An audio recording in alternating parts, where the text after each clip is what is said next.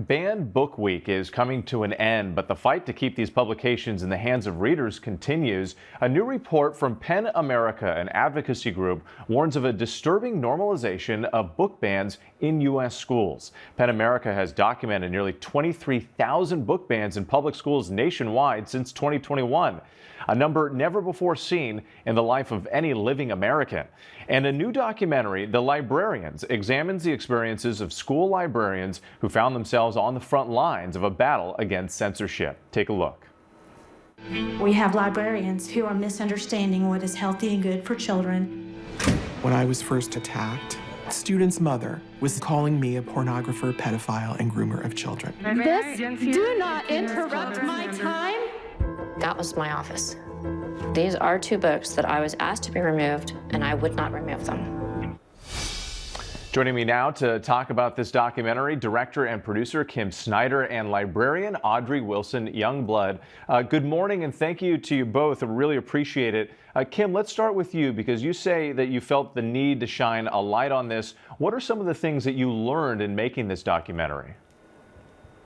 Well, when we started back in the fall of 21, it was shocking to learn that criminalization of our librarians was actually something on the table for simply doing their jobs and standing up for the freedom to read and our First Amendment rights. We learned that there's a lot of disinformation out there, and we really wanted to expose that and also really shine a light on these heroic efforts of being a firewall to, I think, something that's permeating so much of our society. And Audrey, we mentioned earlier how librarians are really on the front lines of this issue. Are there some books that maybe might surprise some people that have been banned?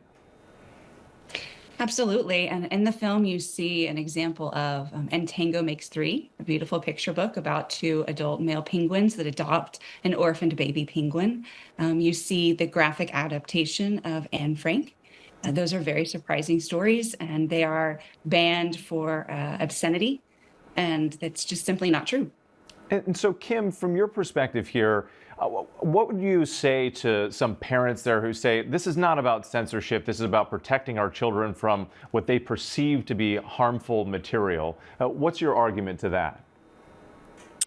I think the scale and the scope that evolved since the fall of 21 with the release of this Krause list in Texas that we start the story with, that there were always parental rights. There was always a process, and it still is. And it was this brazen breaking of protocol. There was never a problem with sitting down and discussing a particular book and whether it should or shouldn't be on the library shelves. This was about something so much bigger than the books and the libraries. This is about a control of information and other kinds of an attack on freedom of expression in general. Kim Snyder and Audrey Wilson-Youngblood, thank you for your time. We really appreciate it. The Librarians is set to premiere nationwide in over 75 cities in the coming weeks.